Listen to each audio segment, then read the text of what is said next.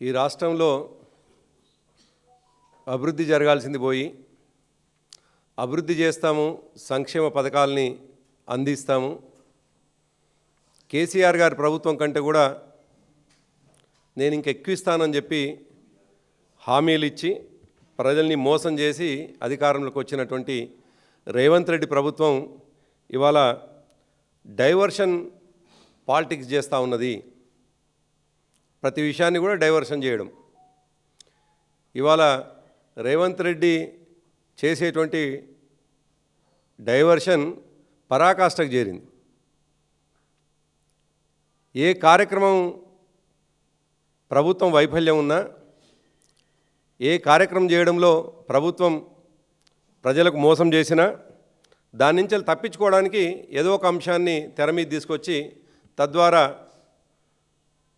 ప్రతిపక్షాల మీద ఇష్టం వచ్చిన రీతిలో మాట్లాడడం కానీ, ఇష్టం వచ్చిన ప్రచారం చేయడం కానీ ఇది రేవంత్ రెడ్డికి అలవాటుగా మారింది.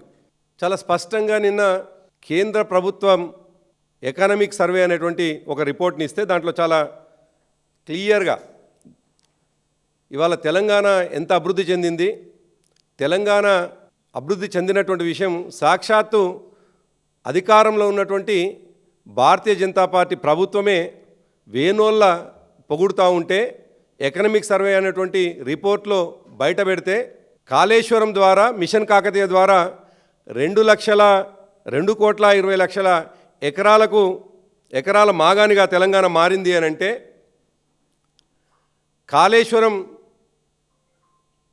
కాళేశ్వరంతో దాదాపు 17 లక్షల ఎకరాల స్థిరీకరణ జరిగిందని, మిషన్ కాకతీయ ద్వారా దాదాపు 15 లక్షల ఎకరాల స్థిరీకరణ జరిగిందని సాక్షాత్తు ఎకనామిక్ సర్వే చెప్పింది.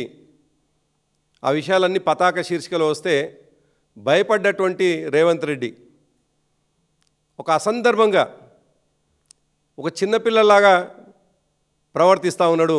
ఒక స్ట్రీట్ బాయ్ లాగా ఈ రాష్ట్రాన్ని వాళ్ళ ముఖ్యమంత్రిగా ఉన్నటువంటి వ్యక్తి ఒక స్ట్రీట్ బాయ్ లాగా వ్యవహారం చేస్తుండు అని చెప్పడానికి అనేక ఉదాహరణలై దాంట్లో భాగమే.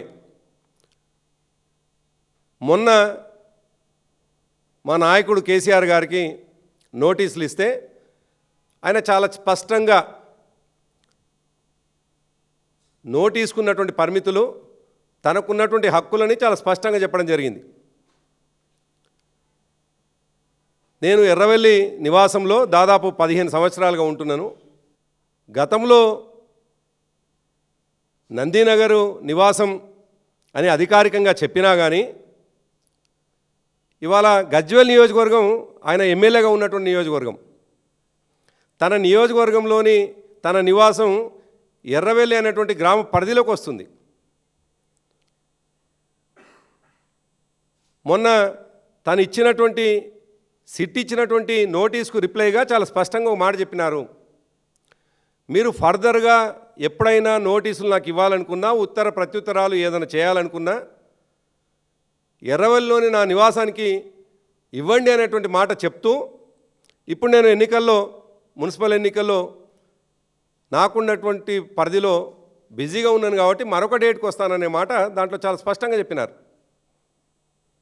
దాని కొనసాగింపుగా నిజమే ఎర్రవెల్లి నివాసం అనేటువంటిది సీక్రెట్గా ఉందా, ప్రజలకు తెలియకుండా ఉందా, లేదు ఈ ప్రభుత్వంలో ఉన్నటువంటి పెద్దలకు ఏమైనా తెలియకుండా ఉందా అంటే అది కాదు. సాక్షాత్తు గతంలో 2-3 కార్యక్రమాలకి రాష్ట్ర ప్రభుత్వం పక్షాన అప్పటి మంత్రులు పొన్నం ప్రభాకర్ గారు, అదేవిధంగా హర్కర వేణుగోపాల్ గారు స్వయాన వారే వెళ్ళి ఎర్రవెల్లి నివాసంలో కేసీఆర్ గారికి ఆహ్వాన పత్రిక పలికినారు. ఆహ్వాన పత్రిక ఇచ్చి వారికి ఈ కార్యక్రమాలకు రావాలని చెప్పేసి స్వాగతం పలికినారు. అంతెందుకు ఈ మధ్యకాలంలో మేడారంకు కూడా రావాలని చెప్పి వాళ్ళు చాలా స్పష్టంగా ఇద్దరు మంత్రులు, ఒకరు సీతక్క గారు, మరొకరు కొండా సురేఖ గారు, అడ్రస్సే తెలియనటువంటి, ఒకవేళ అడ్రస్సే లేకపోతే కేసీఆర్ గారి నివాసమే తెలియకపోతే అధికారికంగా మంత్రులు ఎట్లా వెళ్ళినరు ఎర్రవెల్లికి? ఎర్రవెల్లి నివాసంలో కేసీఆర్ గారిని ఎట్లా కలిసినరు? కలిసి ఆహ్వాన పత్రిక ఇచ్చి ఇవాళనేమో చాలా వెకిలిగా, నిజానికి కేసీఆర్ గారి అడ్రస్సు తెలంగాణ ప్రజల మనసులో ఉంది, సాక్షాత్తు ఎర్రవెల్లి నివాసం కూడా అని 15 సంవత్సరాలుగా అనేక సందర్భాల్లో ప్రాచుర్యంలో ఉన్నది, ప్రజల నోళ్లలో ఉన్నది. ఒకవేళ మీరంటున్నటువంటి అధికారిక నివాసం నందినగర్ అనేటువంటి మాటనే ఒత్తి అక్కడే ఇస్తామని చెప్పేసి మాట్లాడితే, మరి మొన్నటికి మొన్న మా హరీష్ రావు గారికి ఆయన అధికారిక నివాసం సిద్దిపేట కదా, మీకు ఇచ్చినటువంటి అసెంబ్లీ రికార్డులో కానీ మరొక సందర్భంలో ఇచ్చినటువంటి రికార్డుల్లో హరీష్ రావు గారి నివాసం ఏమో సిద్దిపేట అయితే హైదరాబాద్లో ఉన్నటువంటి నివాసానికి ఎట్లా మీరు నోటీసులు ఇచ్చిండ్రు? దీనికి సమాధానం చెప్పాలి కదా. అంటే మీ ఇష్టం వచ్చినట్టుగా మీరు పద్ధతి ప్రకారం ఒక కుట్రలో భాగంగా కేసీఆర్ గారికి నోటీసులు ఇచ్చినప్పుడేమో విషయాల్ని సవరించుకొని నందినగర్కే ఇస్తానంటారు. అదే హరీష్ రావు గారికి నోటీస్ ఇచ్చినప్పుడు మీ అవసరం మేరకు, మీ సదుపాయం మేరకు హైదరాబాద్లో ఉన్నటువంటి నివాసానికి ఎట్లిస్తారు హరీష్ రావు గారికి? దానికి తోడు చాలా అవమానకరంగా కేసీఆర్ గారు నిజానికి ఇవాళ ప్రపంచవ్యాప్తంగా, గతంలోనే అనేక సందర్భాల్లో చెప్పిన ఈ మాట, ప్రపంచంలో తెలుగు వాళ్ళు ఎక్కడ ఉన్నా ఇవాళ తెలంగాణ తెచ్చినటువంటి మేరు పర్వతం లాంటి కేసీఆర్ గారు, ఆయనకు అడ్రస్ లేక కాదు, అదేవిధంగా ఆయన ముఖ్యమంత్రిగా మొదటి ముఖ్యమంత్రిగా ఉన్నారు ఈ రాష్ట్రానికి. అద్భుతమైనటువంటి అభివృద్ధి జరిగింది రాష్ట్రంలో. మొదటి ముఖ్యమంత్రిగా ఉన్నారు. మొదటి ముఖ్యమంత్రి అనేటువంటి మాట మీకు ఇష్టం లేకపోతే, మీరు తట్టుకోలేకపోతే, మీకు అది జీర్ణం కాకపోతే కనీసం మాజీ ముఖ్యమంత్రి అన్న కేసీఆర్ గారిని ప్రస్తావించి రాయాల్సి ఉండే. మీ గురువుగారి కోరిక మేరకు, మీ రాజకీయ గురువు అండదండలతోటి, వారి కుట్రలో భాగంగా ఆంధ్రప్రదేశ్ రాష్ట్రంలో ఏ పద్ధతిలో అయితే ఇవాళ అక్కడ రాజకీయాలు జరుగుతూ ఉన్నాయో అదే పద్ధతిలో అక్కడ ఉన్నటువంటి మాజీ ముఖ్యమంత్రిని వాళ్ళెట్లయితే అది చేస్తూ ఉన్నారో అదే పద్ధతిలో మీ గురువు గారి ఆలోచన విధానానికి అనుగుణంగా ఇవాళ ఇక్కడ కూడా కేసీఆర్ గారిని అవమానిస్తూ ఉన్నావు. చాలా స్పష్టంగా కనిపిస్తూ ఉన్నది కూడా. నీకు మనసులో ఉండవచ్చు, నీ గురువుగారి కొడుకు ముఖ్యమంత్రి కావాలని దావోస్లో నువ్వు అనవచ్చు, మేమేం తప్పు పట్టట్లేదు. నీ గురువుగారు ఈ దేశానికి ప్రధానమంత్రి కావాలని నువ్వు దావోస్లో గురుదక్షిణగా మాట్లాడవచ్చు. ఎందుకంటే ఆయన ఆలోచన మేరకే, ఆయన కోరిక మేరకే ఓటుకు నోటులో దొరికిన దొంగవు నువ్వు 50 లక్షల రూపాయలతో. సాక్షాత్తు ప్రజల ముందు ఉన్నటువంటిది. ఆ కేసులో నువ్వు తప్పు చేసి జైలుకు వెళ్తే, నువ్వు దొరికిపోయి జైలుకు వెళ్తే, నీ కుటుంబ సభ్యులని ఇబ్బంది నువ్వే పెడితే, ఇవాళ ఎటువంటి సంబంధం లేని కేసీఆర్ గారి కుటుంబ సభ్యుల్ని ఇబ్బంది పెట్టాలని ప్రయత్నం చేస్తే తెలంగాణ సమాజం తప్పకుండా కేసీఆర్ గారు వెంట నడుస్తుంది. నీ కుట్రలకు డెఫినెట్గా చరమగీతం పాడుతుంది అనేటువంటి విషయాన్ని ఈ సందర్భంగా గుర్తు చేస్తూ ఉన్నాను. మేము చాలా స్పష్టంగా ముందు నుంచి కూడా చెప్పుకుంటూ వస్తూ ఉన్నాం, ఎందుకు ఈ రకమైనటువంటి డైవర్షన్ టాక్టిక్స్ చేస్తూ ఉన్నాడు అని. ఈ ట్రిక్స్కు కారణం ఏమిటి అనేటువంటి విషయం అనేక సందర్భాలు చెప్పినాం, మళ్ళీ గుర్తు చేస్తూ ఉన్నాం. ఈ రాష్ట్రంలో జరుగుతున్నటువంటి అవినీతి కావచ్చు, అక్రమాలు కావచ్చు, పంపకాలు కావచ్చు, భూముల పందేరం కావచ్చు, ఇవన్నీ కూడా ఎప్పటికప్పుడు బయట పెడతా ఉన్నాం కాబట్టే, నువ్వు ఇచ్చినటువంటి హామీలని నిగ్గదీసి అడుగుతా ఉన్నాం కాబట్టే, నువ్వు ఇచ్చినటువంటి హామీలని ఇలా ప్రజల ముందు పెట్టి ప్రశ్నిస్తూ ఉన్నాం కాబట్టే, ప్రధాన ప్రతిపక్షంగా మా బాధ్యతని నిర్వహిస్తున్నాం కాబట్టే నువ్వు తట్టుకోలేకపోతా ఉన్నావు. 2 సంవత్సరాల కాలం గడిచిపోయింది.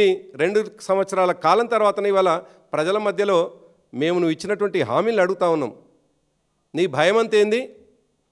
సందర్భం వచ్చినప్పుడల్లా ఏదో ఒక విషయాన్ని తెర మీదకి తీసుకొచ్చి కేసీఆర్ గారి పరువుని బజార్కి ఇడుదామనే ప్రయత్నం చేస్తే సాధ్యం కాదు రేవంత్ రెడ్డి. నువ్వు కొద్ది రోజులు కాళేశ్వరం అని చెప్పేసి కాళేశ్వరం మీద ప్రచారం చేసి కేసీఆర్ గారి ప్రతిష్టని భంగం చేయాలని ప్రయత్నం చేస్తావు. అది సాధ్యం కాదు. చివరికి మొన్న తేలిపోయింది. కాళేశ్వరం ఎట్లా పేల్చబడ్డదో, ఎక్కడైతే చెక్ డ్యాములు పేలుతా ఉన్నాయో దాంతోటే జనానికి అర్థమైంది కాళేశ్వరాన్ని కూడా పేల్చేసిండ్రు. గతంలో ఏఈ గారు ఇచ్చినటువంటి కంప్లైంట్ ఏదైతుందో అది నిజమని తేలిపోయింది. కాబట్టి దాని నుంచి వెళ్ళి డైవర్షన్ టాక్టిక్స్.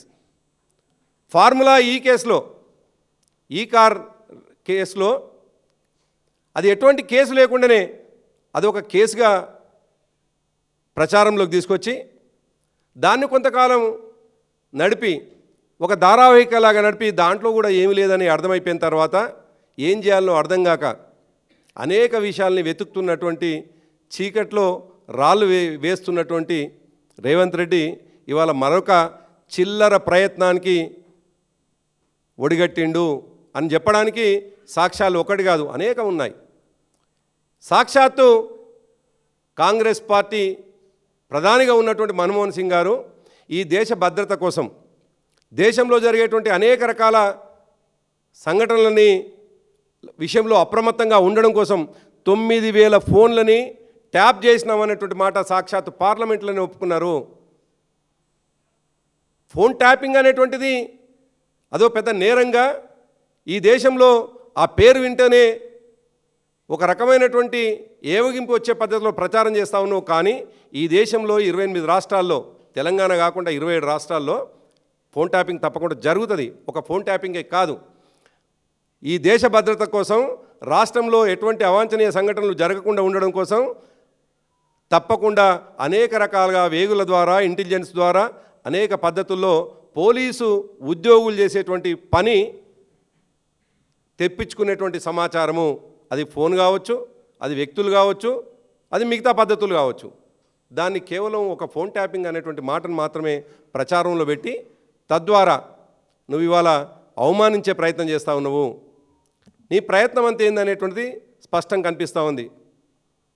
ఏ రిపోర్టు చూసినా, ఎన్ని రకాల సర్వేలు చూసినా స్పష్టంగా అర్థమవుతూ ఉన్నది మున్సిపల్ ఎన్నికల్లో నీకు చెంపపెట్టు లాంటి ఫలితం వస్తుంది అనేటువంటి విషయం. ఏ రిపోర్టు చూసినా ఇవాళ గతంలో సర్పంచ్ ఎన్నికల్లో ఏ విధంగానైతే 4,100 సర్పంచులు గెలిచినామో అదే పద్ధతిలో ఇవాళ మున్సిపల్ ఎన్నికల్లో కూడా ఫలితాలు వస్తాయని భయం నీలో కనిపిస్తూ ఉన్నది.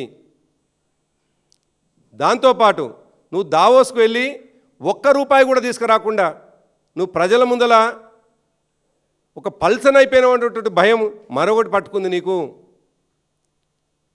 ఇవాళ అనేక సందర్భాల్లో తెలంగాణలో తిరుగుతున్నప్పుడు వచ్చిరాని భాష మాట్లాడితే అపహాస్యమైనటువంటి నువ్వు చివరికి హార్వర్డ్ పోయి ఇంగ్లీష్ నేర్చుకొని వస్తే అదంతా కూడా పరిహాసమైంది అనేటువంటి విషయం అర్థమైన తర్వాత దాన్ని సరిచేసుకునే ఒక ప్రయత్నం, ఆ భయం కూడా నిన్ను పట్టుకున్నది.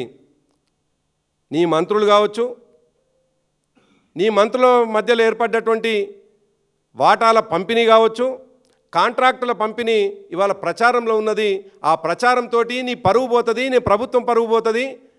నువ్వు పక్కకు పోగానే 4 మంత్రులు ఒక దగ్గర కూర్చుకొని నీ మీద కుట్ర చేస్తున్నారు. ఆ కుట్రకు నువ్వు బలైపోతావనే ఓ భయం నీలో పట్టుకొని ప్రతిపక్ష నాయకులుగా ఉన్నటువంటి మమ్ముల్ని, మా పార్టీని, మా పార్టీ అధినేతని ఇవాళ నువ్వు పల్చన చేయాలని ప్రయత్నం చేస్తే అది సాధ్యం కాదు. ఇవాళ కేసీఆర్ గారి గౌరవం, కేసీఆర్ గారు చేసినటువంటి పనులు ప్రజల మనసులో ఉన్నాయి, ప్రజల గుండెల్లో ఉన్నాయి.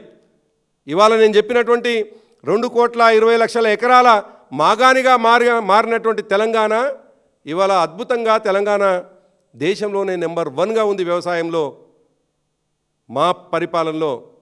అదే ఎకనామిక్ సర్వేలో 24-25 ఎకనామిక్ ఇయర్లో ఎంత వ్యవసాయం ముందుకు పోయిందో, ఏ రకంగా దిగుబడి వచ్చిందో చాలా స్పష్టంగా వాళ్ళు కూడా చెప్పినారు. అందుకే ఈ సందర్భంగా గుర్తు చేస్తున్నాం, నువ్వు చేసేటువంటి ఎకిలి చేష్టలతో నువ్వు కేసీఆర్ గారిని అవమానించాలని ప్రయత్నం చేసిన తెలంగాణ కేసీఆర్ గారిని గుండెలో పెట్టుకుంటుంది, గౌరవిస్తూనే ఉంటుంది. ఈ జాతికి గొప్ప నాయకుడని కేసీఆర్ గారిని వేలనోళ్ళ పొగుడుతూనే ఉంటారు. కాబట్టి నువ్వు చేసేటువంటి ప్రయత్నాలకు కేసీఆర్ గారు అధైర్యపడరు, అవమానంగా భావించరు. తెలంగాణ సమాజం కేసీఆర్ గారిని గౌరవంగా చూసుకుంటుంది అనేటువంటి విషయాన్ని ఈ సందర్భంగా గుర్తు చేస్తూ నీ ప్రయత్నం అంతా, నీ పనంతా నువ్వు ఇచ్చినటువంటి హామీల పట్ల ఉండాలి. ఇవాళ అభివృద్ధి జరగాల్సిన తెలంగాణ ఎందుకు తిరోగమనంలో ఉందో సమాధానం చెప్పాలి. ఇవాళ తెలంగాణ నెంబర్ వన్గా ఉన్నటువంటి తెలంగాణ ఎందుకు ఇవాళ భారతదేశ వ్యాప్తంగా అపహాస్యం అవుతోంది.